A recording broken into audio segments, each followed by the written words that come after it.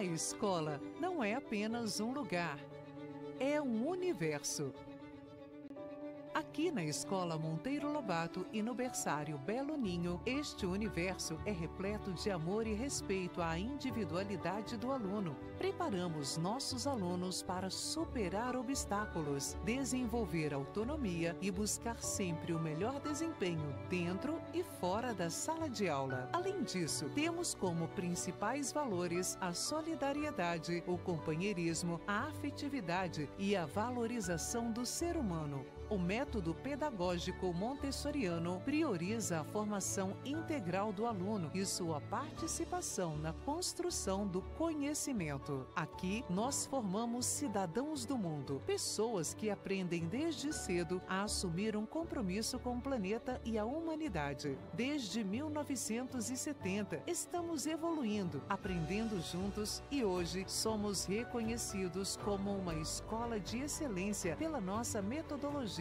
pedagógica e valores. A Escola Monteiro Lobato também faz parte do programa de escolas associadas da Unesco, um projeto que reúne escolas no mundo todo e tem como um dos principais objetivos promover a cultura da paz, além dos conteúdos do Currículo Nacional de Educação. Oferecemos atividades e projetos diversificados que complementam a formação integral dos alunos. Nosso diferencial na área de línguas estrangeiras é oferecer aulas de espanhol e inglês. A grade para o horário de inglês é composta por 5 aulas semanais, a partir de 1 ano e 8 meses até os 15 anos. E como ferramenta, utilizamos um material que estimula o protagonismo no aprendizado e o desenvolvimento motor por meio de atividades lúdicas e que proporcionam vivências e atividades sensoriais que estimulam os sentidos,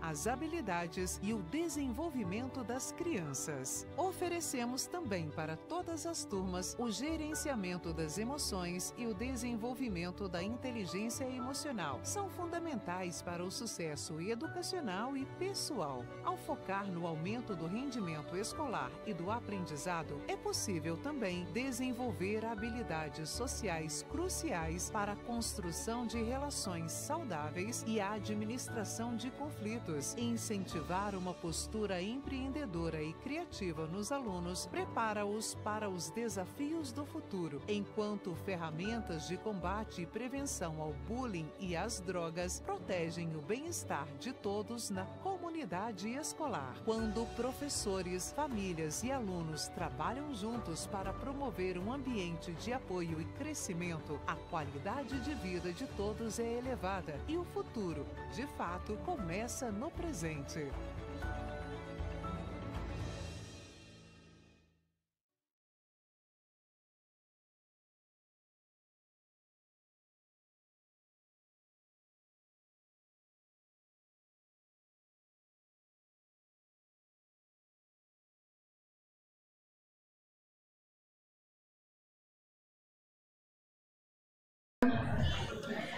É uma alegria recebê-los para a nossa segunda reunião pedagógica de 2025, a primeira do segundo semestre, e hoje com um tema tão importante.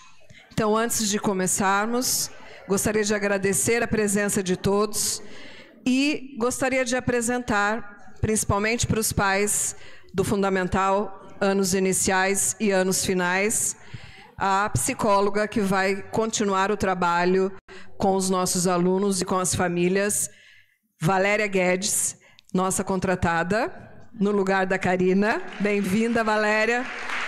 Alguns alunos do Fundamental já a conhecem. Ela tem feito já um trabalho de observação e de atendimento com os alunos e com os professores. Muito obrigada por ter aceitado o desafio de trabalhar na psicologia escolar, que é diferente da psicologia clínica. Obrigada, Valéria. A Fabiane, que vocês também já conhecem, que faz o atendimento dos alunos da educação infantil e os alunos do ciclo 1. Obrigada, Fabiane.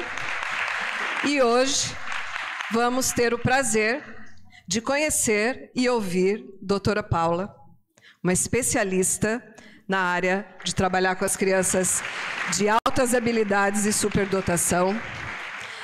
A Escola Monteiro Lobato tem esse momento importante. Nós já trouxemos pessoas para conversar conosco sobre deficiência, sobre família, sobre o momento parental, sobre várias situações importantes para a nossa comunidade. E chegou o momento da gente conversar sobre superdotação e altas habilidades. Muito obrigada por ter aceitado o nosso convite e nós vamos começar, então, nossa conversa. Com vocês, doutora Paula e a nossa equipe de psicólogos.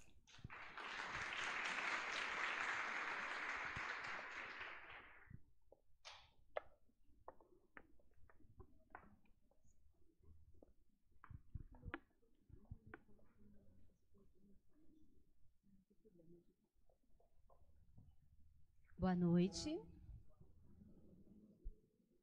Sejam todos muito bem-vindos. Gostaria de agradecer a presença de todos vocês. Acredito que essa noite será uma noite muito especial, de muito aprendizado. Primeiramente, também gostaria de agradecer a presença da doutora Paula, neuropsicóloga, que gentilmente aceitou o nosso convite para estar aqui hoje conversando um pouco com a gente sobre um tema muito relevante, muito importante, muito em alta, que é altas habilidades e superdotação. E espero que todos aproveitem e que seja um momento muito produtivo. Como que vai funcionar? Gostaria de explicar um pouco para vocês como é que vai funcionar esse encontro de hoje. Nós recebemos muitas perguntas de alguns pais e selecionamos algumas para que a doutora Paula possa responder durante um bate-papo, fazer algo dinâmico para que não fique uma coisa muito cansativa, de vocês ficarem aí só escutando. Então, vamos fazer uma coisa bem dinâmica. E, no final, caso algum pai, alguém que esteja presente aqui no auditório, queira fazer alguma pergunta, vocês levantem a mão que nós direcionamos o microfone até vocês. Combinado? Bom, vamos lá. Podemos começar, doutora Paula? Podemos. Bom, primeiro eu quero agradecer o convite da escola. Eu estou muito feliz em estar aqui hoje. E olha, está aqui muita gente, estou muito feliz. Principalmente esse tema da superdotação e altas habilidades. Eu sou psicóloga há mais de 17 anos, eu sou especialista em neuropsicologia, então eu sou psicóloga clínica, e hoje eu estou aqui para trocar um pouco da minha experiência clínica com vocês. Espero acrescentar aí em relação ao conhecimento sobre a superdotação e as altas habilidades. Bom, vamos começar aqui com a primeira pergunta. Por que precisamos falar sobre a superdotação e altas habilidades? Bom, eu achei importante falar um pouquinho que eu sou neuropsicóloga, porque tem desde 2011 que eu atuo. E até então a gente vem numa caminhada muito grande de conhecer um pouco mais das neurodivergências. E raramente aparecia no consultório sobre superdotação e altas habilidades. Eu falo que foi um caminho. Começou a ficar muito visível o TEA, o autismo. Depois o TDAH, dislexia, descalculia, transtorno de aprendizagem. Foi ganhando espaço, foi ganhando conhecimento. E a superdotação, ela demorou. E tem, eu acho que uns 2 anos que eu percebo um movimento muito maior, mas ela já existe há muito tempo, não é agora. Dentro aí do contexto clínico, dentro das minhas avaliações, se você olhar já 7, 8 anos atrás, eu já fazia esse trabalho dessa identificação. Agora, no consultório, aparece um pouco mais a busca para identificação da superdotação e das altas habilidades. Ainda é muito confundido com outras coisas. E acaba, muitas vezes, dificultando essa identificação. Porque, apesar de estar ganhando visibilidade, ainda não é o suficiente. ainda falta conhecimento, ainda falta também o conhecimento de ferramentas, de estratégias, para saber lidar também com a criança que tem a superdotação e as altas habilidades. É um desafio muito grande. Eu costumo dizer que é um desafio para a criança e é um desafio muito grande para a família também, que busca ajuda. Então, é comum chegar no consultório com uma demanda diferente, com uma outra fala.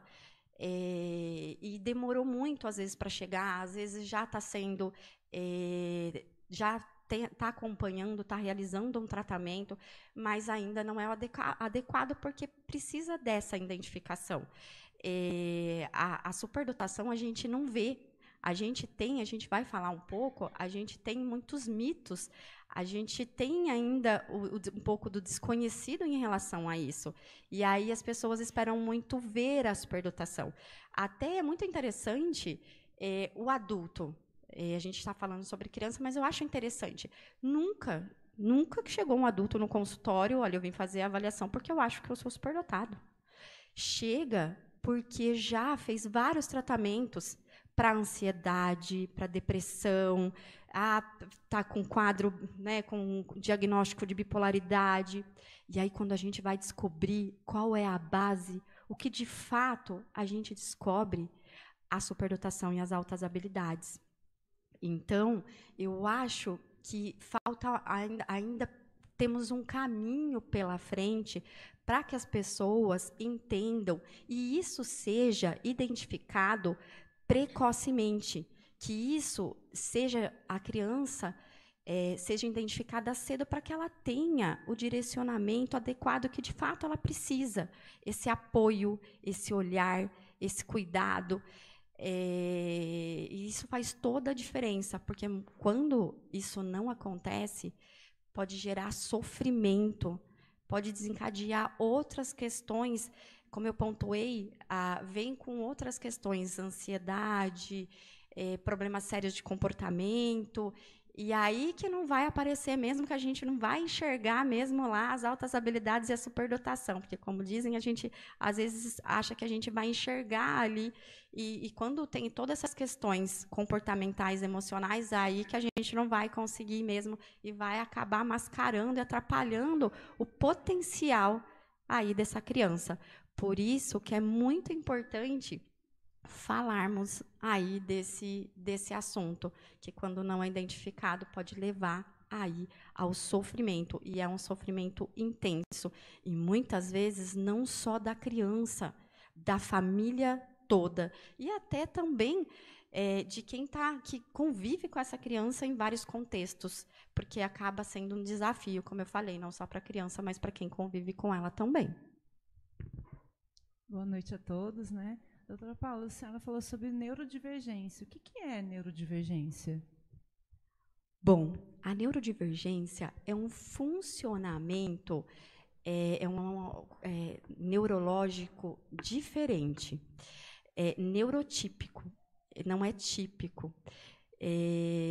Significa, eu sempre disse, sempre costumo para facilitar, é uma forma de pensar, agir e de se comportar diferente, de aprender as habilidades cognitivas, emocionais, comportamentais que funcionam de uma forma diferente.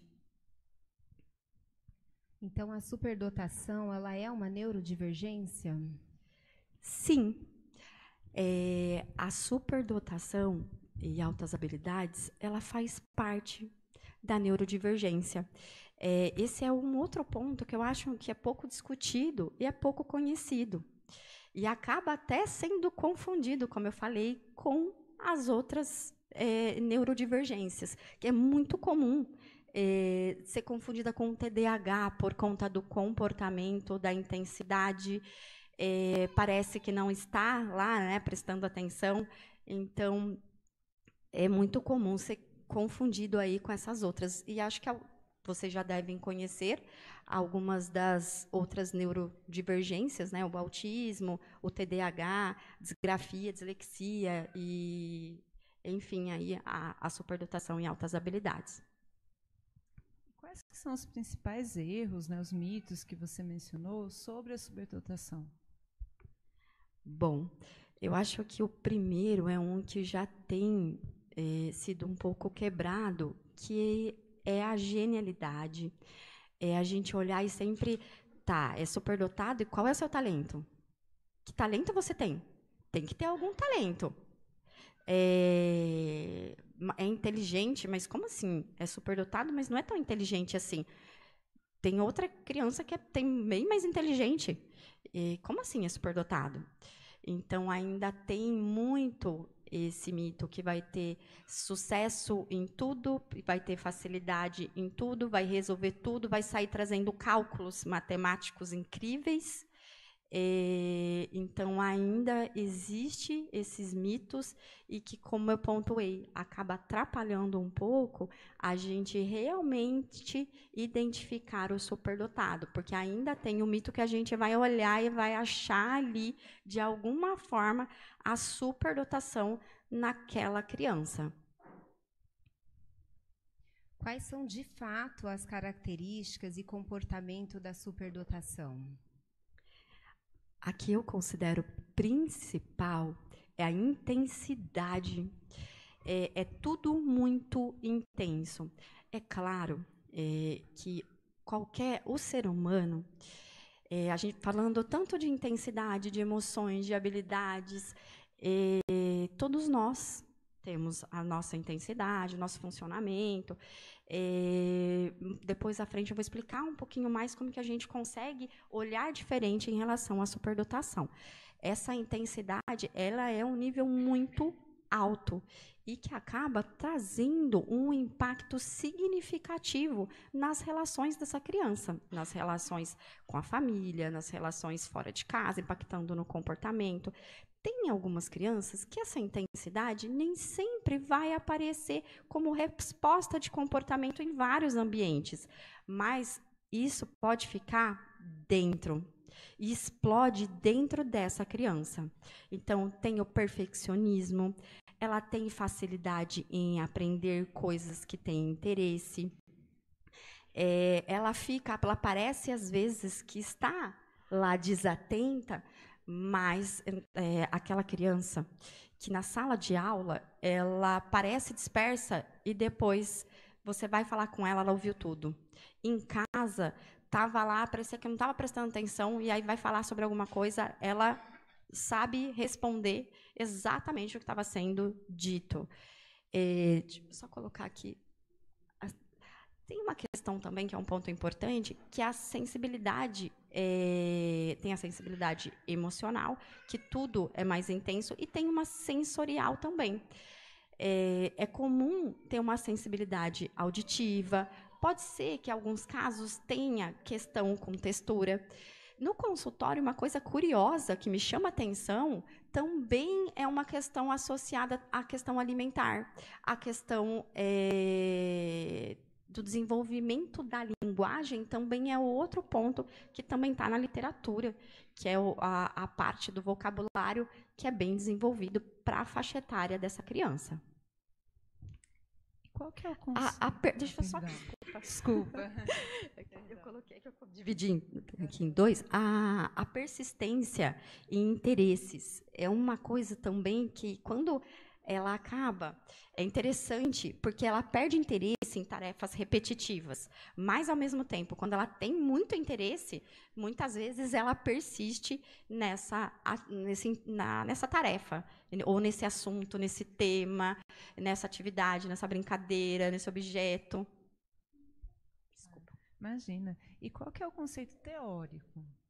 Bom, temos muitos conceitos teóricos. Eu acabei separando o principal, que é do Renzulli, que é do modelo dos 3 anéis, que é o engajamento na tarefa, habilidade acima da média e a criatividade. Bom, essa habilidade acima da média é outro ponto que aqui no Brasil ainda tem sido muito discutido. Como neuropsicóloga, eu aplico testes de inteligência. E na literatura ainda tem muitas questões colocando números lá em relação ao que você só é considerado, a criança só é considerada aí o QI 130. E, na verdade, tem vários outros aspectos relacionados a isso e que é muito importante ter o cuidado. Acima da média, dentro da classificação de um teste de inteligência, 110 já está acima da média. Mas, tem 110, é superdotado. Não é isso. O que acontece é que, em muitos casos, o potencial dessa criança, por conta de toda aquela questão que nós colocamos, do comportamento, da dificuldade que ela tem com essa intensidade, de se organizar, de se planejar, da flexibilidade cognitiva, ela acaba tendo o potencial mascarado. E ela não consegue, de fato, desenvolver o real potencial que ela tem. Então, a gente tem que tomar muito cuidado na identificação dessa criança. Porque nem sempre ela não é medida, vai muito além do QI. Não é só o QI. Então, precisa ter um certo cuidado. Porque a gente vai falar um pouquinho para frente, essa questão, então, da habilidade aí acima da média. É muito interessante que a criança, quando ela aprende rápido, esse engajamento da tarefa, ela parece que tem agitação motora, mas quando é para ela fazer o engajamento, ela senta, ela executa, e de uma forma rápida.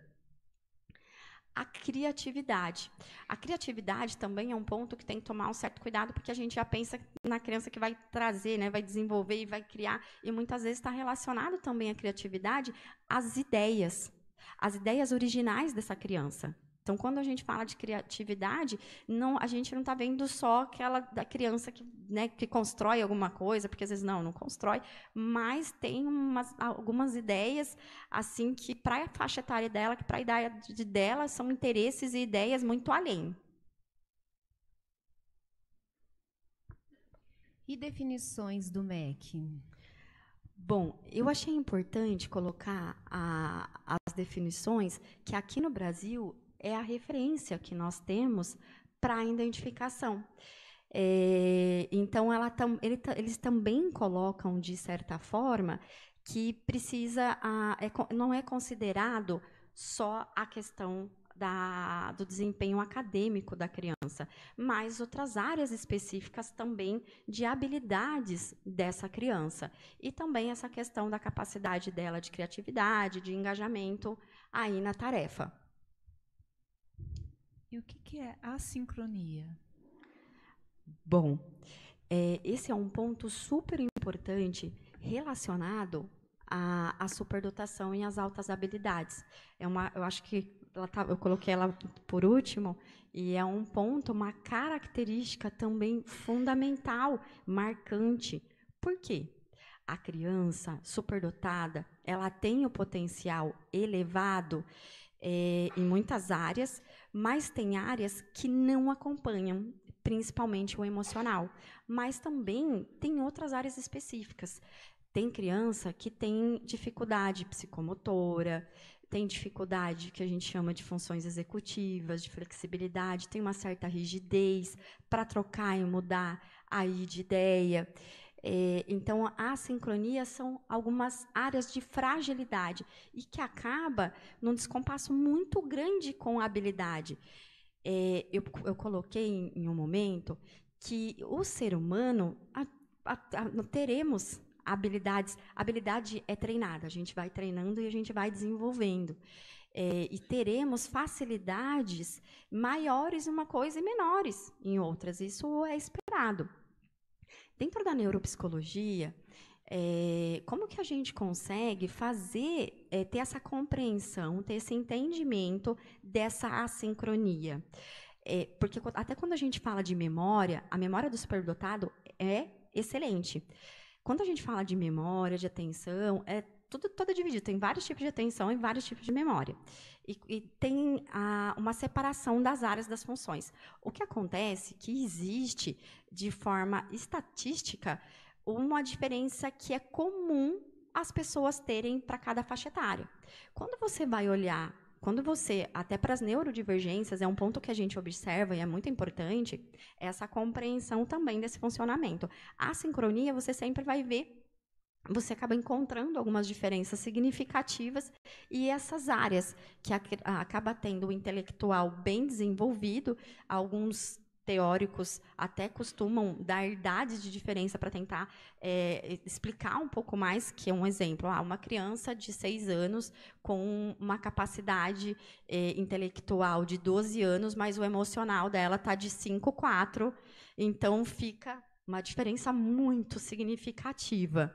E isso a gente chama de assincronia. Doutora Paula, essa pergunta eu achei muito importante. O desempenho escolar acompanha o potencial da criança ou do adolescente? Nem sempre. Pode ter superdotado que acaba tendo sucesso nesse aspecto acadêmico? Sim, mas nem todos. E não é uma referência para fazer essa identificação. Porque muitos casos acabam até o inverso. Tem alguns casos que acaba até tendo prejuízo, por conta de todo o contexto que nós falamos, da dificuldade de lidar com a atividade repetitiva, com a dificuldade de lidar com a frustração, com a intensidade. Então, o emocional é muito importante. A gente sabe que para o desenvolvimento humano acaba tendo um reflexo até quando a criança tem ansiedade, já tem um impacto significativo. Então, aí os aspectos emocionais têm um peso significativo para essa criança. Então, nem sempre vai ter esse sucesso. Então, acadêmico, é claro que tem um potencial que precisa ser aí desenvolvido. E a superdotação, ela é um diagnóstico? Bom, apesar dela ser, eu até comecei a palestra falando de neurodivergência, porque eu acho que é um ponto importante quando a gente vai falar da superdotação, porque acaba entendendo muito como como que pode ter a superdotação e ter esses problemas de comportamento, como é que pode ter a superdotação e não ter toda a eficiência que dito que deveria ter, que é esperado. E aí, não é um diagnóstico, mas faz parte da neurodivergência.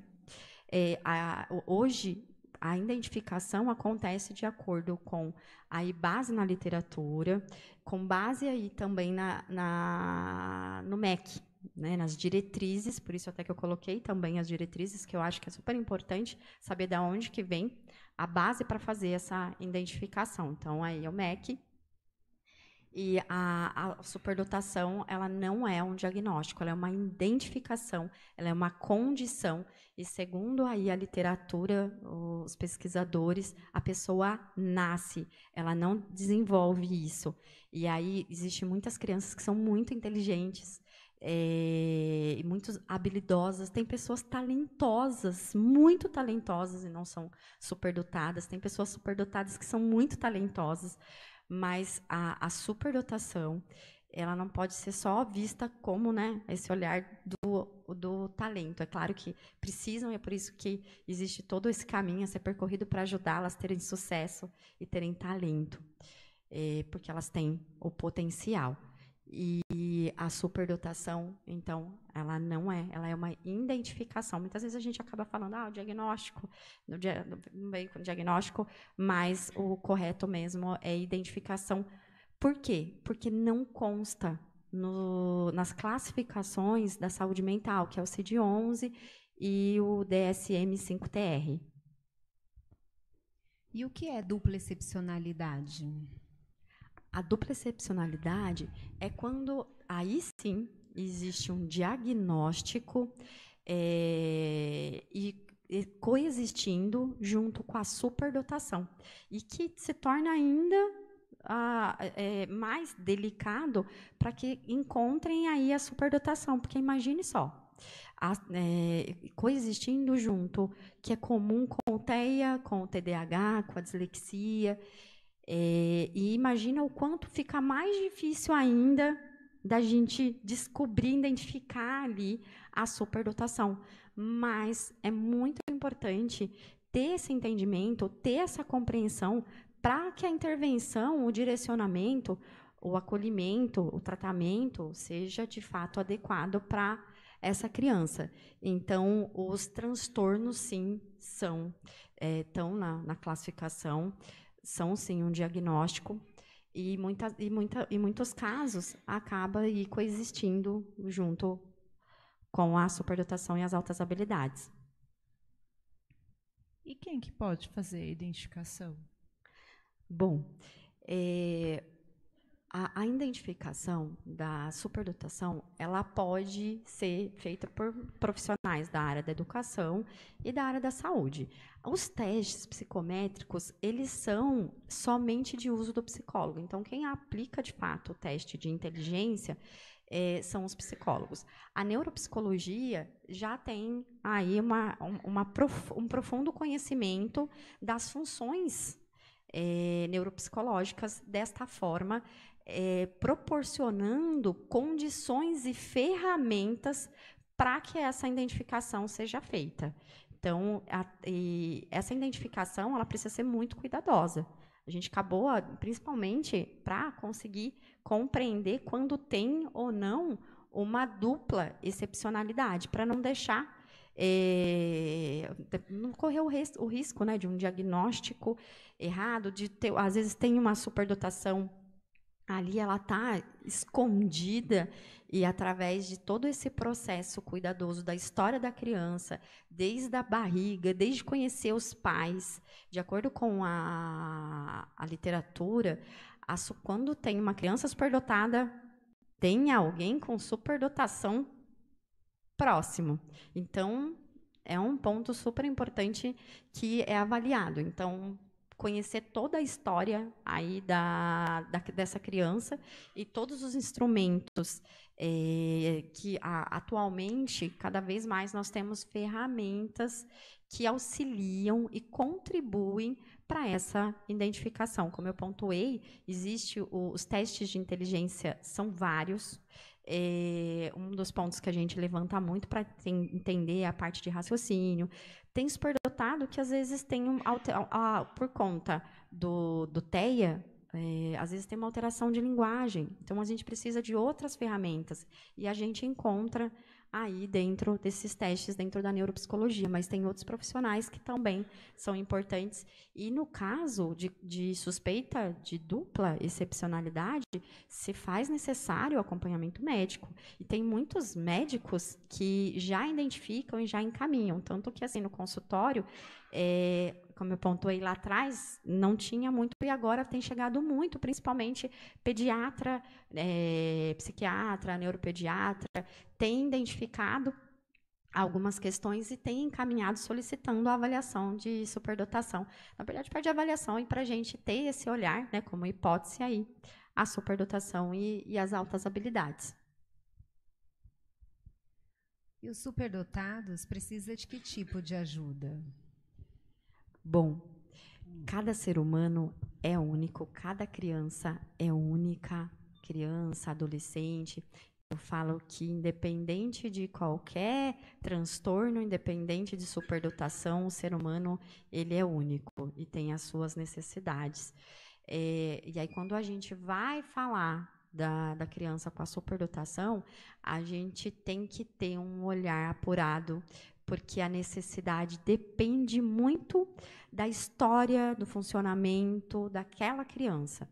O principal, muitas vezes, é o apoio emocional, é o trabalho para o desenvolvimento da inteligência emocional, a capacidade de regulação.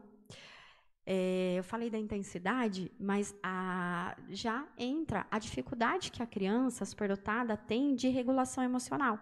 Ela lida com a frustração e ela não consegue se reorganizar, ela não consegue lidar com aquela situação. E isso desorganiza ela de uma forma intensa. Então, um dos pontos principais que essa criança precisa é desse apoio emocional. Muitas vezes, eu até costumo dizer que atrás de um comportamento que a gente chama de birra, de desafiador, outro ponto que é muito comum é chegar com TOD. Transtorno opositor desafiador é uma das características aí que acaba chegando no consultório e lá, adivinha quem está lá, né, de base, quem é? Então, tem que tomar muito cuidado. E assim, Paula, mas a criança superdotada tem o transtorno opositor? Olha, a gente tem que tomar muito cuidado, porque a gente está falando de um funcionamento que tem essa desregulação significativa, é tudo muito intenso. É aquela história, né? 8h80, no mesmo dia, é o dia mais feliz da minha vida, é o pior dia da minha vida. Então, é tudo muito, muito intenso.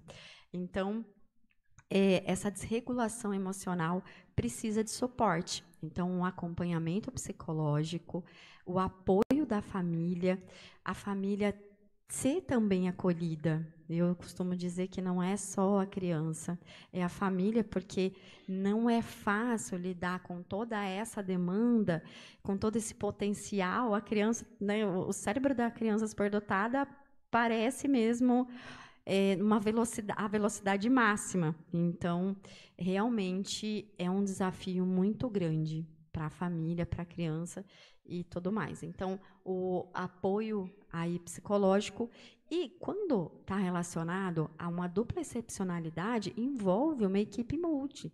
Então, pode ser que precise de terapia ocupacional. Tem alguns casos de superdotação que, mesmo sem ter dupla excepcionalidade, a criança pode ter algumas alterações psicomotoras, ao mesmo tempo que tem uma facilidade de raciocínio, de pular etapas de uma ideia, não consegue pentear o cabelo, trocar a roupa. Tem algumas questões de habilidades do cotidiano que ela não consegue executar. Até porque é comum ela ter uma alteração de funções executivas. Então, ela tem várias ideias e daí, na hora de fazer a organização, até porque tantas ideias que ela está focada ali, de repente ela teve outra ideia, ela perdeu o foco ali, e não é perder o foco atencional, mas ela acaba se desorganizando em relação ao objetivo principal dela por conta de tantas ideias.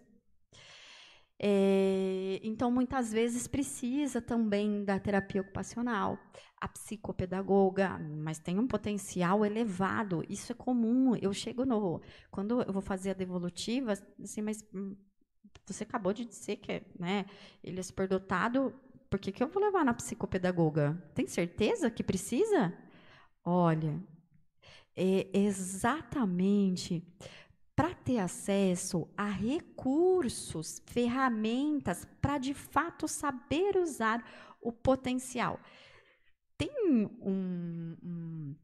uma fala de uma palestrante conhecida que eu achei interessante, que ela falou que é como se eles tivessem uma Ferrari e ainda estão usando o Fusca. Então, o quanto precisa das ferramentas adequadas para saber usar o próprio potencial. Por isso que é importante, sim, que é muito interessante que a criança tenha esse acompanhamento para que ela possa desenvolver melhor o seu potencial. Psicomotricista, uma questão que acontece com o superdotado, ele tem uma questão grafomotora, acaba cansando para copiar. Tanto que tem alguns casos que eles são vistos como o opositor que não quer ali copiar, acaba não copiando porque cansa. Tem a questão também muito forte do superdotado, que eu acabei deixando passar, que é sentido. Tem que fazer sentido. Se não fizer sentido, está no livro, né? Por que eu vou copiar? Mas, às vezes, tem uma questão psicomotora que precisa ser vista e precisa ser cuidada. Então, tem alguns casos que tem que faz parte lá da sincronia e acaba tendo essa alteração. E caso, dependendo da queixa, como eu pontuei anteriormente, precisa também ser avaliada aí pelo neurologista, pelo psiquiatra, porque tem toda uma investigação clínica também que muitas vezes é importante. Eu acho que essa pergunta que todo mundo quer saber aqui, como que a família pode ajudar, né?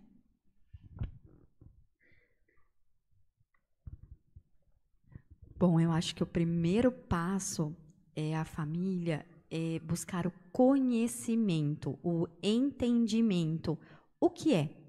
A partir do momento que a família passa a entender que todo aquele comportamento faz parte de um funcionamento do cérebro da criança dela, ela consegue olhar para aquele comportamento, olhar para aquela situação de uma forma diferente. E aí ela passa também a oferecer para a criança ferramentas diferentes. Eu falo ferramenta porque é uma forma que a gente vê dentro de um processo de intervenção, mas é o acolhimento. Eu falo que tem coisas simples, mas tem algumas estratégias, algumas crianças desafiadoras, opositoras. Se você, naquele momento que ela está no comportamento explosivo, você der um abraço, você vai reforçar aquele comportamento. A criança superdotada, você vai ajudar ela a se autorregular.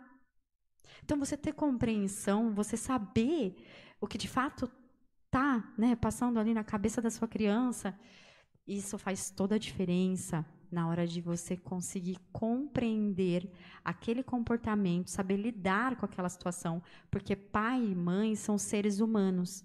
Automaticamente, frente a uma explosão, frente a um desafio, frente atrasado para ir para o trabalho, ainda está lá que ainda não penteou o cabelo, ainda não escovou os dentes, e todo mundo correndo, precisa colocar, poxa, todo mundo saindo, se esqueceu, então não é fácil lidar com tudo isso, mas a partir do momento que você olha e compreende que é o funcionamento da criança, que o cérebro dela funciona daquela forma, isso passa a fazer também sentido e passa a ter uma mudança de comportamento e a busca de recursos para que favoreça o potencial dessa criança.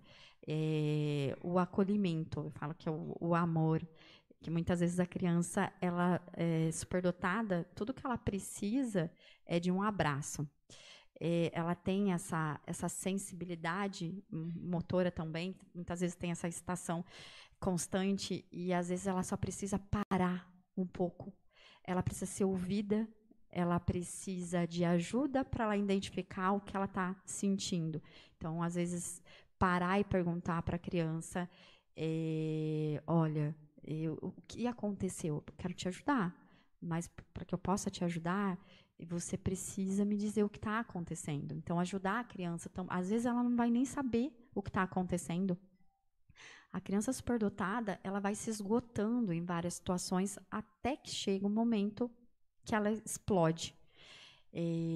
Então, esse olhar cuidadoso, acolhedor, é automático, que a partir do momento que os pais eles conseguem ter esse conhecimento e eles mudam o próprio comportamento, vai refletir no comportamento dessa criança e vai ajudá-la nesse processo dela se regular melhor, porque a questão da regulação emocional é um ponto significativo e que precisa ser colocado, ser visto, né, e ser trabalhado, porque às vezes ela tem um potencial elevado, ela até percebe muito bem as coisas que estão acontecendo ao redor, mas ela não consegue lidar. E tem uma questão de uma empatia muito forte, a questão que eu coloquei do perfeccionismo e ajudando a criança a ter, até porque é muito comum, né, os pais cobrarem, é muito comum ter esse olhar de estar direcionando, afinal, uma criança em desenvolvimento e precisa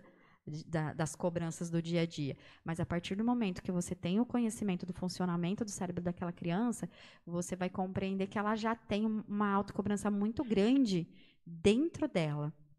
E, a partir disso, usar de outras estratégias para direcioná-la e para ajudá-la no dia a dia. Então, e o ponto é entender se existe, né, a necessidade de buscar aqueles profissionais para trazer mais ferramentas para o dia a dia para ajudar essa criança em casa, na escola.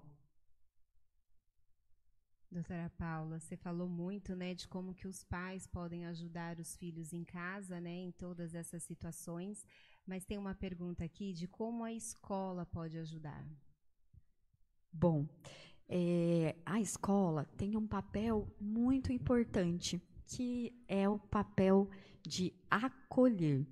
Cada criança tem uma necessidade diferente. Eu acho que é importante repetir isso várias vezes, porque se você encontrar na literatura, tem vários pontos aí relacionados ao papel da escola.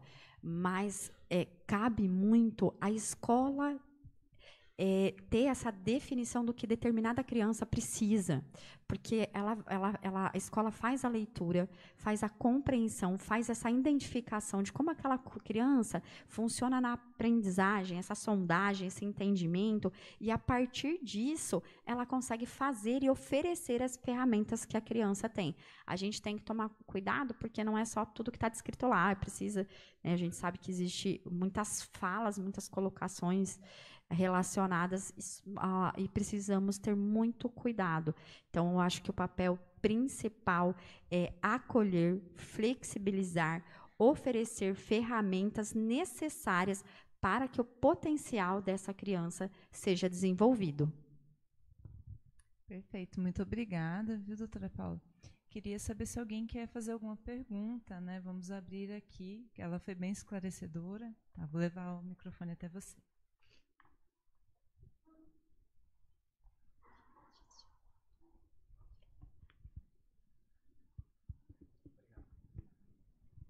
Olá, boa noite. Boa noite. Pela sua explicação e pelo pouco que eu entendo também de algumas neurodivergências aí, eu vi que existe um limite muito próximo, por exemplo, da descrição do autismo, ou pelo menos com alguns níveis, que o autismo acho que ele tem uma variedade muito grande, né? E eu não sei, eu identifico assim muitas pessoas, inclusive algumas pessoas famosas que são consideradas diagnosticadas autistas, né? E que também faz todo sentido ter ser superdotada. Inclusive pessoas famosas, bem-sucedidas aí no mundo, né? Que são diagnosticadas como autista. E faz todo sentido ser superdotadas também. Qual que seria essa diferença entre os dois, ou a intersecção que tem nos dois, a relação em relação à superdotação e autismo? Bom, isso é comum, tanto como eu pontuei, adulto é muito comum chegar no consultório, mas comum mesmo, porque a psicóloga ou o psiquiatra solicitou a avaliação com hipótese de autismo, e chegar lá e a superdotação não é o autismo. O que faz a gente entender? Bom, dentro da avaliação neuropsicológica, existe um levantamento específico de várias características de várias áreas específicas cognitivas. E um ponto importante é habilidades sociais. O superdotado, ele acaba tendo um impacto na socialização. Apesar dele ter uma boa comunicação, a socialização, por vezes, ela pode ser prejudicada por conta do perfeccionismo, por conta de alguns interesses restritos, que se pegar as características específicas, tem umas que elas estão exatamente assim, bem grudadas. Só que aí, como que a gente consegue diferenciar? Dentro do perfil cognitivo, dentro da avaliação neuropsicológica, tem algumas alterações que são comuns, que é comum no TEA e que não está alterada. E o que está alterado é a alteração que é exatamente semelhante, específica, que acontece dentro da superdotação.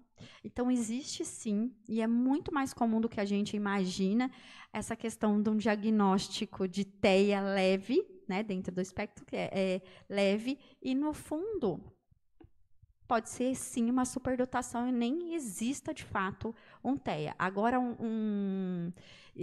há uns anos, né, teve uma mudança no CID, mas lá no CID-10 existia o Asperger.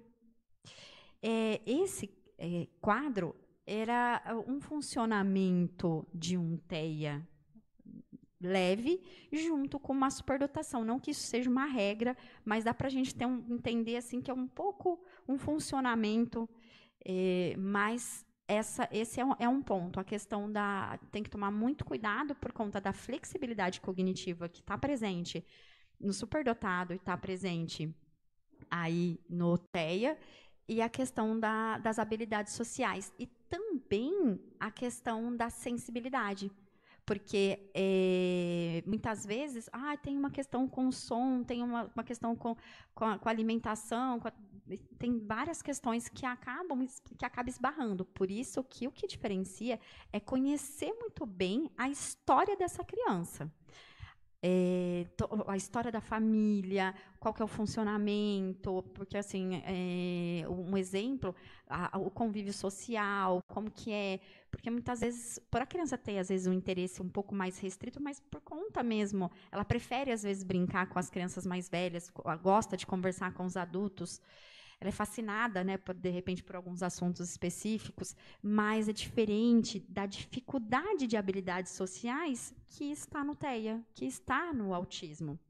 Então, existe uma dificuldade também ainda de entender que dificuldade de habilidades sociais não é exclusiva, específica do TEA. Temos outra pergunta aqui. Boa noite, Paula, tudo bem? Boa noite, tudo bem? Meu nome é Fabiana.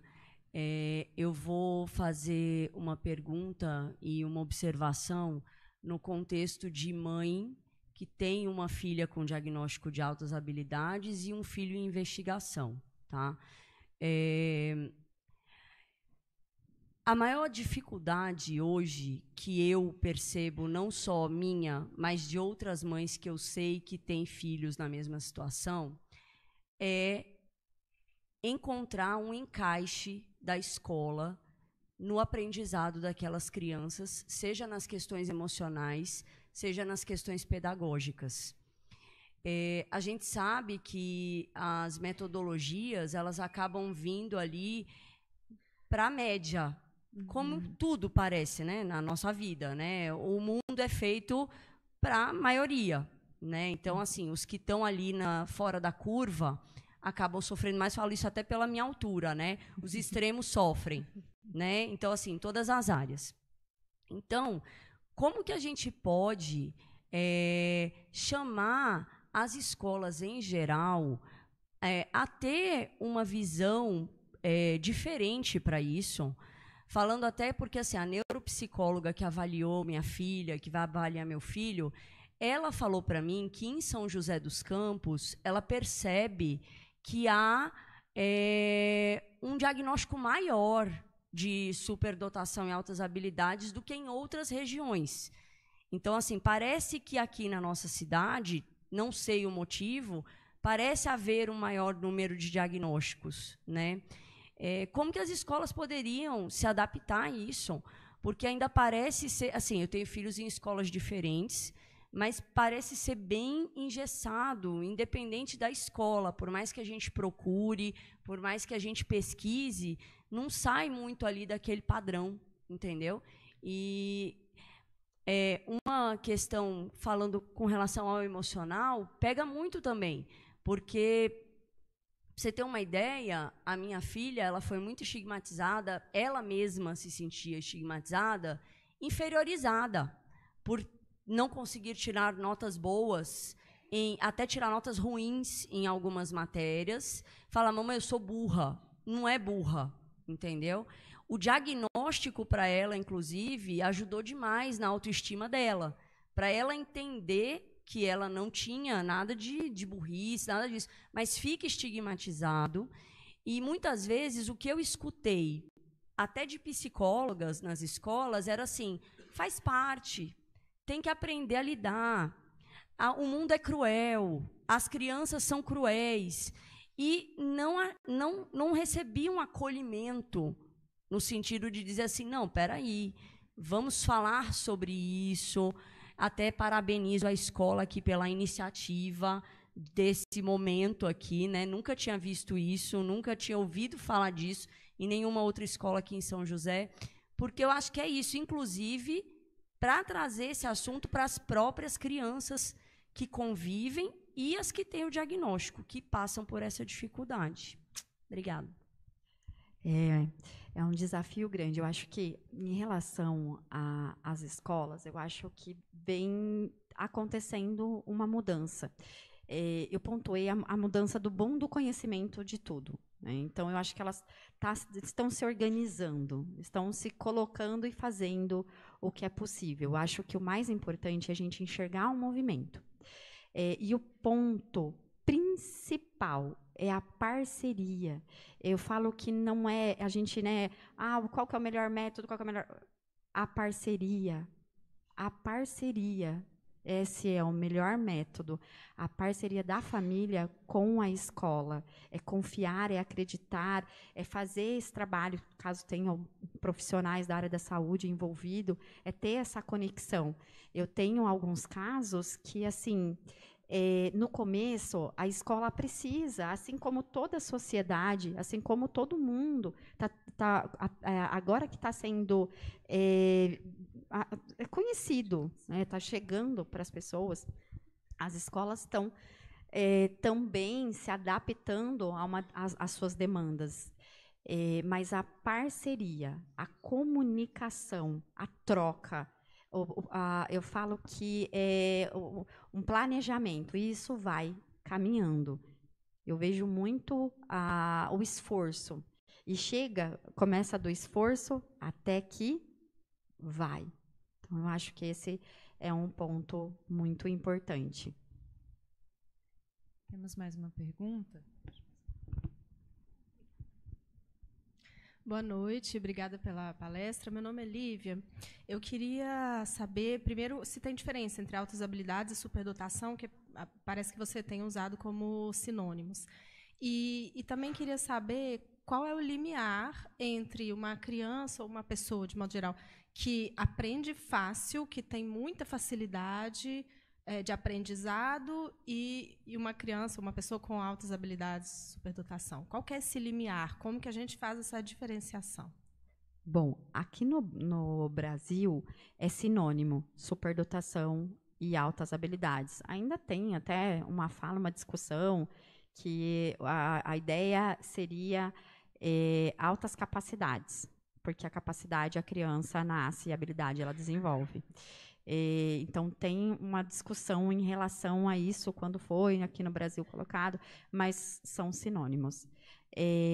Agora, essa questão da criança que tem uma inteligência até acima da média e ela tem a superdotação, aquelas características, principalmente a sincronia, faz a gente identificar, tem vários aspectos, tá, para a gente conseguir fazer de fato essa identificação. Mas um ponto importante é essa sincronia. É que não vem só com a facilidade, mas vem com essas dificuldades, com essas características significativas dessa discrepância. Bom, nós temos uma última pergunta. E quem tiver mais perguntas, eu gostaria que vocês esperassem que eu anoto para passar para a doutora Paula e ela vai responder depois, tá? Boa noite. Boa noite. Eu me chamo Fernando. A minha pergunta ela é para ti, mas eu gostaria de fazer aqui porque o colégio está presente. Como fazer com que, durante o desenvolvimento dessa criança, o colégio consiga acompanhar isso? Como tu falaste, cada criança tem uma identidade individual e são diferentes, tá? Como é que a gente pode, aqui dentro do Monteiro Lobato, tá, para os nossos filhos que estão aqui presentes, como é que a gente pode trazer isso? E quando isso é presente, como é que a gente pode, de maneira mais tranquila, tentar trazer o professor junto a gente? Essa parceria ela é muito importante, e eu entendo isso, e a gente consegue em alguns níveis. Em outros níveis, não. Porque, infelizmente, a nossa sociedade e o Brasil como país é um país muito atrasado nessa questão, onde a gente tenta sempre trazer todo mundo para a média, para a mediocridade, e não tentar pegar as pessoas e tentar tirar o melhor delas e incentivar. Então, esse plano, como fazer isso dentro da escola? Bom, como eu pontuei, eu acho que o primeiro passo é fazer esse contato com a escola. As escolas estão abertas, a Monteiro principalmente, olha só, hoje aqui a gente, vivendo esse momento, já mostra que eles estão abertos para essa parceria, abertos para fazer esse trabalho junto com os pais, porque não ia trazer para falar sobre superdotação, sabendo que vai precisar aí oferecer as ferramentas. Então, a Monteiro está aberta a isso. E o primeiro passo é essa troca. E existe recursos relacionados dentro do MEC para fazer esse processo para a criança que tem a superdotação. Existem algumas intervenções específicas e que isso precisa ser visto aí junto com a escola. Nós temos aí algumas novidades para 2026, mas não posso contar agora, tá, Fernanda? Você fica me cutucando para eu falar, não posso contar tudo agora, tá? Mas temos sim, né? A gente tem algumas coisas para apresentar para vocês. E o mais importante, eu acho, como você fechou, Paula, assim, a parceria. E trazer para vocês, para todos os pais, aqueles que têm alguma criança, a criança com autismo, a criança com uma deficiência, a criança com superdotação, é a convivência com as outras crianças. É que as famílias também aprendam a conviver com as outras famílias que têm uma criança diferente. Porque todos nós somos diferentes. E as crianças que são diferentes têm os pais diferentes. E aí a convivência é importante para que a gente saiba que aquela criança tem alguma coisa diferente. Eu preciso respeitar aquelas diferenças. Então, o importante é que a gente faça esse momento, faça essa troca de que somos diferentes, o mundo é diferente, mas a gente precisa aprender a conviver, né? A convivência faz parte dessa educação que a gente quer para o futuro, da educação que a gente quer para os nossos filhos, da educação que a gente espera ver para todo mundo, né? Uma educação aí, uma equidade educativa para todo mundo.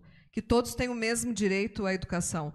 Os que têm uma facilidade, que são superdotados, que têm altas habilidades, os que não têm as mesmas habilidades, mas que também têm os mesmos direitos de conviver numa escola que tenha esse critério de educação. Então, esse é o nosso lema também da escola e que a gente possa crescer junto nesse tema. Então, teremos algumas novidades para apresentar para vocês em 2026. A equipe da coordenação já está trabalhando nisso, tá? Temos aí algumas outras coisas para dividir, né? Depois a gente também tem a Kelly que está participando disso com a gente. Temos muita coisa para apresentar para vocês oportunamente, tá? Então, agradeço, Paula, a sua presença. Fabiane?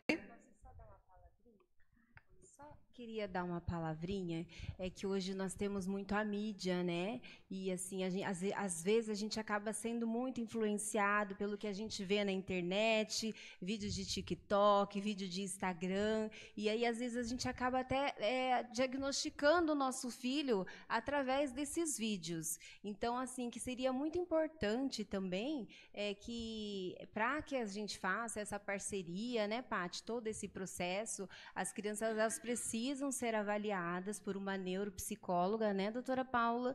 E assim, com esse laudo, a gente consegue fazer algo efetivo e buscar uma parceria eficiente. Como ela disse, né, quanto mais parceiros, acho que mais eficiente é o tratamento e o acompanhamento que a gente faz.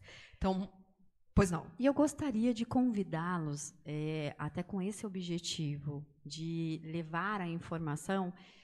Eu não sou muito, eu atendo, graças a Deus eu atendo muito, então eu não sou muito de fazer vídeos, mas recentemente eu comecei um espaço para falar sobre a superdotação. A gente falou muito sobre a importância das pessoas terem o conhecimento do que realmente é a superdotação, então eu convido vocês aí a participarem, estarem lá, nós chamamos, né, de comunidade.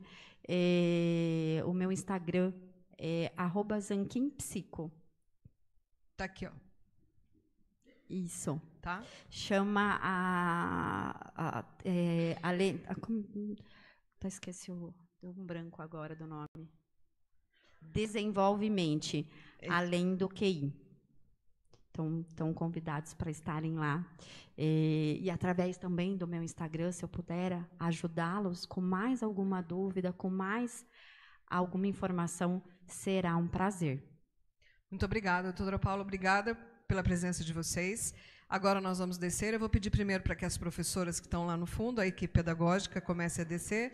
A educação infantil aqui em cima, fundamental lá embaixo e nas salas, fundamental 2 também lá embaixo. Muito obrigada pela presença, viu?